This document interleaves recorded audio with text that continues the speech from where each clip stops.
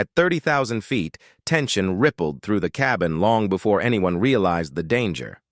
A well-dressed woman in first class sat quietly, eyes lowered, while a flight attendant hovered nearby, her voice sharp, her judgment sharper. Other passengers exchanged uneasy glances, the air thick with unspoken bias. It began as a misunderstanding, a spilled drink, a misplaced assumption, but soon every eye was on the black woman who seemed to bear the weight of centuries in that single moment. No one could have guessed that within minutes she would become the reason every soul on that plane made it home alive. She boarded the plane quietly, carrying little more than a worn leather bag and the calm confidence of someone who had learned long ago to expect stares.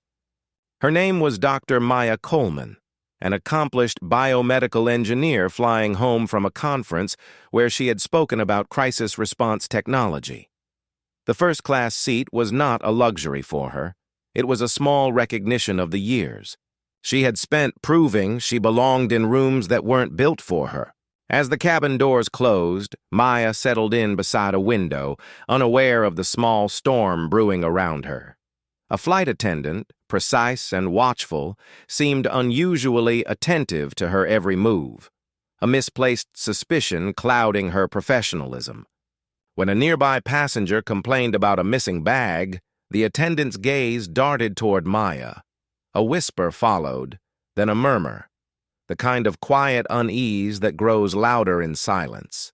Maya tried to focus on the hum of the engines, on the safety briefing, on anything but the sharp edge of judgment pressing against her calm. The plane climbed into the clouds, and the thin air of first class began to feel even thinner. What no one yet understood was that Maya's calm wasn't indifference. It was discipline. The kind forged through years of confronting prejudice without letting it consume her. And as the seatbelt sign blinked off, fate began preparing a test that would reveal the strength behind her silence. As the flight reached cruising altitude, the tension that had begun as a whisper turned into something tangible. The flight attendant, whose name tag read Harper, moved briskly through the aisle, her tone clipped, her gestures sharp. When she reached Maya's seat, she paused, a pause heavy with implication. A man in the adjacent seat had lost his watch and mentioned it casually to Harper moments earlier. Now Harper's eyes scanned Maya's seat area with quiet suspicion. Maya noticed it. The way Harper leaned in, the way she asked to check under her seat, her words coded with politeness but rooted in assumption. A few passengers looked away, others pretended not to notice. Maya felt that old, familiar sting. The one that said no matter how many degrees she held, no matter how many lives her work had saved, some would still see her as a threat before seeing her as a person. Harper's search turned up nothing, yet the damage lingered in the air. Maya sat back, her pulse steady, but her chest tight. She had learned long ago that dignity often required silence, but silence carried its own pain. She exhaled, closed her eyes, and tried to let it pass. Outside, the sun blazed against the clouds, the sky stretching endlessly, a strange contrast to the narrow human judgments unfolding inside. Then, somewhere over the Atlantic, the plane jolted. The lights flickered. A tremor of fear rippled through the cabin as oxygen masks dropped suddenly from above. The intercom crackled, a pilot's tense voice cutting through the chaos. Something had gone wrong, a systems malfunction, perhaps even a fire. And in that moment, as panic began to rise like smoke, Dr. Maya Coleman's calm returned, not the quiet of resignation, but the precision of purpose. Her years of crisis training kicked in, and while others froze, she was already unbuckling her seatbelt, ready to do what she did best, solve the unsolvable. The cabin plunged into chaos. Overhead compartments burst open, and the roar of the engines shifted into a low, shuddering groan. Harper, the same attendant who had moments ago questioned Maya, now stumbled as turbulence threw her off balance. The captain's strained voice came through the intercom. Communication systems were failing, and a rapid descent might be necessary if they couldn't regain control. Maya sprang into action. She reached for her bag, retrieving a compact diagnostic device she'd been demonstrating at the conference, a prototype designed to stabilize malfunctioning electrical systems. Her movements were fast but steady, guided by years of experience under pressure. She called to Harper, her voice firm yet calm, directing her toward the nearest control panel. Confused and frightened, Harper hesitated, but the authority in Maya's tone left no room for argument. Together, they accessed the emergency relay beneath the galley panel. Sparks flickered, the smell of burnt plastic filled the air, and passengers clutched their seats in prayer. Maya's fingers worked with precision, rerouting circuits and overriding the shorted connection.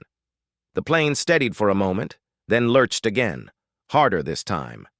She adjusted one final setting on the device and pressed the override. A deep, humming silence followed.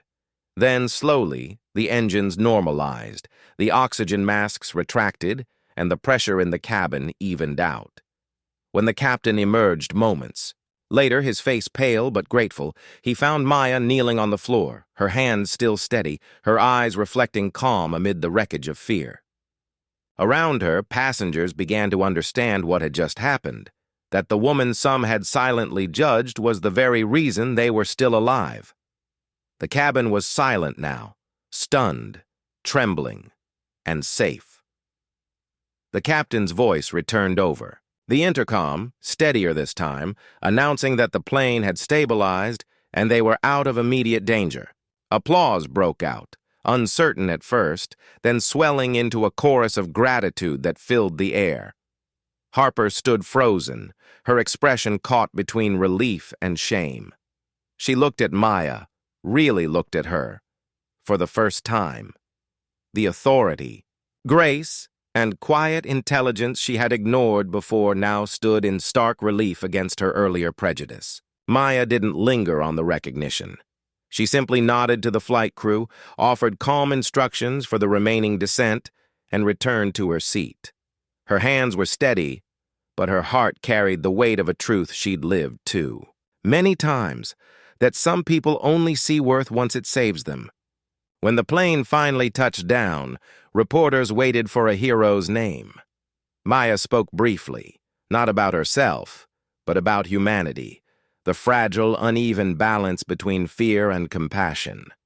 She said the world would be safer if people learned to see each other before the moment of crisis, before survival forced empathy. That clip went viral, not because it was dramatic, but because it was real.